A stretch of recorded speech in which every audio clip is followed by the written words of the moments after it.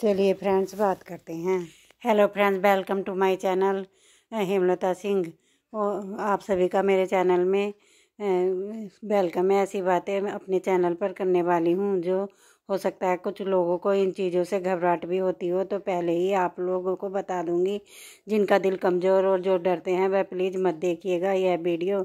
लेकिन हाँ, जो लोग इस चीज़ में विश्वास करते हैं, जिनका दिल कमज़ोर नहीं है, वह सुन सकते हैं, समझ सकते हैं, वह आगे बढ़कर इस वीडियो को देखिएगा। तो यहाँ पर मैं आज बात करने वाली हूँ एक अकाल मृत्यु से रिलेटेड। मेरा कभी भी कोई मोटिव नहीं था या मैंने कभी नहीं सोचा था कि मैं इस टॉपिक को लेकर वीडियो बनाऊँगी, लेकिन चीज़ें मैं भी काफ़ी महीनों से एनालाइज करने की कोशिश कर रही हूँ। काफ़ी बार चुप भी हुई हूँ और काफ़ी बार मैंने ये चीज़ें देखी हैं। पिछले 1-2 साल से आप लोगों को भी देख रही हूँ, एक व्यूवर की तरह सब चीज़ें देख रही हूँ, सुन रही हूँ, समझने की कोशिश कर रही हूँ। मुझे भी कुछ समझ में नहीं आता, मैं भी चुप हो जाती हूँ, कभी दिल और दिमाग में से जूझती रहती हूँ, क्योंकि यह एक ऐसा टॉपिक है जहाँ पे मेरे खुद को भी समझ में नहीं आता कि मैं अपने दिल की सुनूँ कि अपने दिमाग की सुनूँ। आप लोगों को यकीन नहीं आएगा, बट मैं सच बता रही हूँ। जिनसे मैंने इस रिगार्डिंग बात की है वह बहुत अच्छे से जानती होंगी कि मैं सच इन चीज़ों के बारे में बोल रही हूँ। जब मैंने सपना के लिए रिएक्शन दिए शुरू किए तो स्टेज पर आके आप लोगों ने खुद देखा होगा, मैंने एक काफ़ी लंबा गैप इस चीज़ में रिलेटेड लिया था। पता क्योंकि मैं आप दिल और दिमाग की लड़ाई के बीच खुद ही फंस गई थी। मेरा दिमाग और कुछ कहता था और मैं दिल कुछ और कहता था। मेरा दिमाग बहुत सारी जगह दौड़ता था, लेकिन मेरा दिल एक ही जगह टिका रहता था और दिन दोनों चीज़ों के बीच में बहुत बुरी तरीके से परेशान हो रही थी।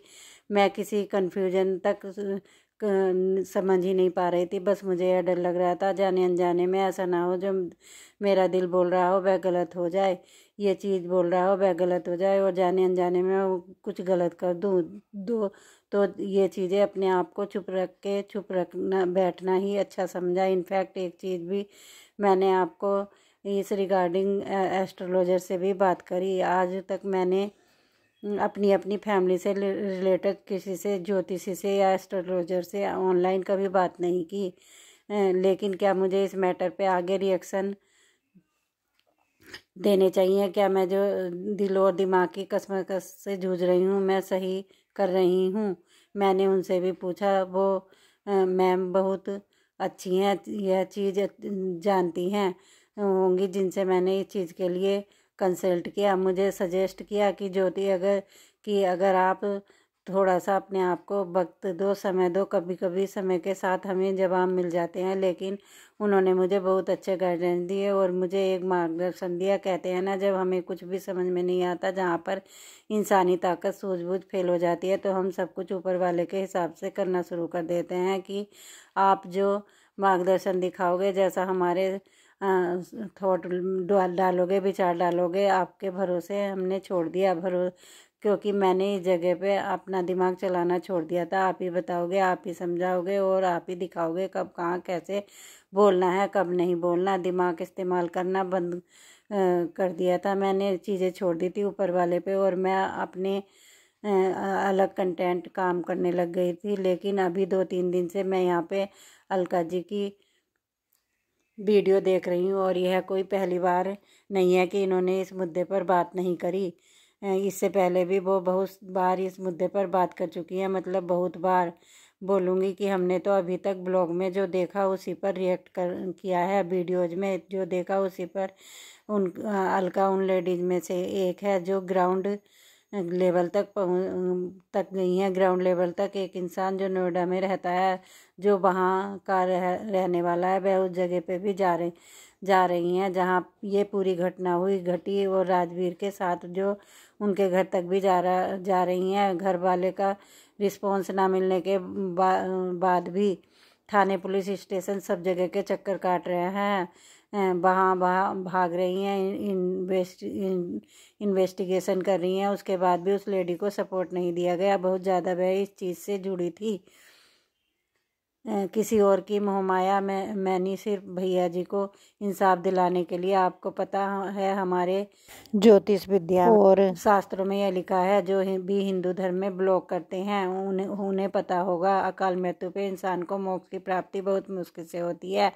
उसकी आत्मा को शांति बहुत मुश्किल से मिलती है, बहुत मुश्किल से, बहुत प्रॉपर तरीके से हर चीज़ का पूजा पाठ कराया जाता है। मृत्यु इतनी यंग एज में हो जाना, इनकी फैमिली में कुछ ना कुछ प्रॉब्लम तो है। इतने शॉर्ट टाइम पर इनके घर से हमारे ही देखते देखते 3 लोग की मृत्यु हो गई। 3 लोग चले गए, सबसे पहले बड़े वाले भैया, उसके बाद दादाजी, उसके बाद छोटे वाले भैया। अगर हम गहराई से यह चीज़ सोचे और सच पता लगाया जाए तो अगर हम भगवान में बिलीव करते हैं तो देखो, भगवान है तो शैतान भी है, अच्छी आत्मा है तो बुरी आत्मा भी है।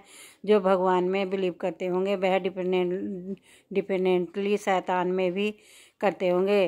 तो ना डर लगता, ना भूत प्रेत, इन सब चीज़ों में कहीं ना कहीं अंधविश्वास नहीं है। लेकिन जो लोग नहीं करते वो ठीक है, लेकिन जो लोग करते हैं मैं उनका बता रही हूँ, कुछ ना कुछ तो फैमिली में प्रॉब्लम है। यह भी बोला गया है, यह भी बताया गया है कुछ लोग जो गए थे, इन लोगों के घर जो लोग गए थे में जा चुके हैं। यहाँ तक कि बताया गया था कि इनके घर पर कोई मंदिर नहीं था, क्योंकि घर बनता है तो सबसे पहले भगवान जी को बिठाया जाता है। जहाँ तक हमें पता है, जहाँ तक मुझे पता है, जब से ये घर में लेंटर पड़ता है यानी कि छत पड़ती है, उस दिन से घर के अंदर दीपक लगा दिया जाता है और भगवान की एक छोटी सी फोटो लगा दी जाती है। मतलब मैंने अपने बड़ों से यही सुना है और अपने घर में यही करते हुए देखा है कि जैसे ही छत पड़ती है किसी भी अंडर कंस्ट्रक्शन की घर की छत, उस छत को अंधेरे में नहीं रखा जाता है। उस दिन से वहाँ दीपक जलाना शुरू हो जाता है ताकि कोई भी नेगेटिव एनर्जी हमारे घर पर ना आए। छत सबसे ज़्यादा इम्पोर्टेंट होती है किसी भी घर का। लेकिन बहुत उस घर में मंदिर नहीं था, उस घर में मंदिर बहुत बाद में आया और उस घर में लड्डू गोपाल लेकर सपना नहीं, लड्डू गोपाल जी को उस घर में एस्टेबल्स किया गया था, उनको वहाँ पर स्थान दिया था। और उनसे रिलेटेड उनके घर में हुई तो कोई पितृदोष तो देखिए, कोई तो कुछ तो है, कोई तो विचल हो रहा है, सब कुछ अचल विचल हो रहा है। तकरीबन 2-2.5 महीने पहले अलका जी ने डाली थी जिस वीडियो में वो बैकग्राउंड से किसी आवाज़ की बात कर रही थी। मेरे ख्याल से 2-2.5 महीने पुरानी बात होगी, उससे भी ज़्यादा हो सकती है। फिर उन्होंने उसी पोर्शन का एक शॉर्ट वीडियो डाल के चैनल पर डाला था और जैसे ही वह शॉर्ट वीडियो मेरी नज़र के सामने आया था, हाँ अब अकेली लेडी अपने बच्चों के साथ अभी मेरे साथ रहो, वहाँ पर हनुमान चालीसा का जाप कर रही थी, खाटू श्याम को बार बार याद कर रही थी, क्योंकि बच्चों के साथ घर में अकेली थी और बोल रही थी कि आप जिसके हो उसके पास जाओ, जिस घर के हो उस घर में जाओ। वो उस दिन बहुत घबराई थी और 1.5 से 2 घंटे तक वो सिर्फ और सिर्फ भगवान जी का नाम ले रही थी। उस दिन बहुत घबरा गई थी। कहीं ना कहीं उस दिन के बाद से उसने उनके टॉपिक में बात नहीं करी, क्योंकि उनकी बात ही नहीं करी, क्योंकि ऐसा भी बोला जाता है कि जो इंसान इस दुनिया को छोड़ के चला जाता है, जब हम उसे बार बार याद करते हैं, बार बार उसका जिक्र करते हैं, बार बार उसका नाम लेकर रोते हैं, तो उस इंसान की आत्मा को शांति नहीं मिलती, उसका मन और ज़्यादा दुखता है और ज़्यादा तकलीफ़ में हो जाता है। क्योंकि हमने एक इंसान खोया है, लेकिन वह इंसान जो इस दुनिया से चला गया वो अपने इतने सारे रिश्ते खोकर गया है, तो उसका दुख हमारे दुख से बहुत बड़ा होता है, बहुत बड़ा, क्योंकि वो पूरे के रिश्ते अपने को खो के गया है। तो जब भी हम दुखी मन से उनको याद करते हैं तो उसको तकलीफ़ होती है, ऐसा बोला जाता है। तो अभी कल फिर से जब उन्होंने वीडियो डाला और जब वो बात करती हैं ना, एक अलग इमोशंस भैया के लिए उनकी आंखों में दिखता है। वरना कोई किसी के लिए पता करने के लिए किसी के घर तक नहीं चले जाता, इतना पागल नहीं होता, सच में कोई इतना पागल नहीं होता। किसी के लिए कोई ना कोई कनेक्शन तो किसी का होता है कि एक इंसान अपने बच्चे को छोड़ के, अपनी जगह को छोड़ के नोएडा पहले उस घर पर जाए जहाँ पर हादसा हुआ था, फिर वहाँ से पता करके आए, फिर उसके बाद उनके घर जाए। घर में जो उनके सास ससुर हैं जी, उनको उनसे सपना से नहीं मिलने दिया। उसके बाद वो वहाँ से वापस आई, उसके बाद उसने इन्वेस्टिगेशन की भी करी और रिश्तेदारों को जिनके ऊपर डाउट था उनको बुलाया भी गया, लेकिन उनको बुलाने से पहले ही वहाँ पर चीज़ें रोक दी गई, उनको वहाँ पर रोक दिया गया, तो सब चीज़ें अधूरी रह गई, सब कुछ अधूरा रह गया। और बहुत बड़ा ब्लंडर बीच में था, जो सच्चाई, जो बहुत बड़ी दबी थी, वह सच्चाई सामने आ ही नहीं पाई। आज ये कहता है कि एक ने FIR कराने दी, दूसरा कहता है पहले नहीं कराने दी। कैसे पॉसिबल है, कैसे पॉसिबल है यह बात, क्योंकि यह पूरी घटना घटी। सबसे बड़ी बात है कि उस दौरान सपना गांव में थी ही नहीं, उस दौरान सपना अपने मायके गई हुई थी। जब तक सपना को यह बात बताई गई और खबर मिली, जब तक सपना अपने मायके से आई होगी, तब तक तो भैया को हॉस्पिटल बिना कुछ कार्यवाही किए हुए पोस्टमार्टम के भी ले आया गया था। आज की डेट में अगर कोई आत्मा वो भी करता है ना, तो आत्महत्या, उसके बाद भी पोस्टमार्टम जरूरी हो जाता है कि वह तो करना ही है। प्रोटोकॉल होता है कि वो तो करना ही होता है। FIR बाद में कोई इंसान करे ना करे, लेकिन PM होना तो मैंडेटरी होता है, यह प्रोटोकॉल होती है। तो यहाँ तो एक सड़क दुर्घटना बताई गई है। सड़क दुर्घटना के बाद जब हॉस्पिटल में चेक करने के लिए गए और देखा कि PM के लिए जाना, डॉक्टर ने कि ये इंसान अब इस दुनिया में नहीं है, तो वहाँ से सीधा PM के यहाँ जाना चाहिए था। कौन थे उस समय पे PM क्यों नहीं होने दिया? जब PM होता है एग्जैक्ट रीजन पता चलता है ना, बॉडी कितनी हड्डियाँ टूटी हैं, कहाँ कहाँ चोट लगी है, कौन कनेक्शन जगह पर इंजरी आई है, कितनी इंजरी आई है, पता चलता है। मेडिकल रिपोर्ट में पता चलता है। जैसे ही पता चलता है is more as it is, उनको ले आया गया। अब यह बताइए कि FIR कराने से एक कहता है एक ने मना किया, एक कहता है एक ने मना किया। FIR कराने से किसने मना किया, क्यों नहीं कराया गया? जब किसी बॉडी का PM ही नहीं हुआ, तो जब FIR के लिए जाएंगे तो किस बुनियाद पर उसकी इन्वेस्टिगेशन होगी? कुछ भी हुआ, सब कुछ आपके सामने, कुछ छुपा हुआ नहीं है। अगर एक बहू की इतनी अथॉरिटी उस घर में चलती थी कि उसके कहने पर यह चीज़ यहाँ से नहीं, यह चीज़ यहाँ से नहीं, बोला इन्वेस्टिगेशन नहीं होगी तो इन्वेस्टिगेशन क्यों नहीं हुई, बोला FIR नहीं होगी तो नहीं हुई। अगर एक बहू की उस घर में इतनी अथॉरिटी चलती थी या इतनी बात चलती थी, तो क्या उसको छोड़ने की नौबत आती?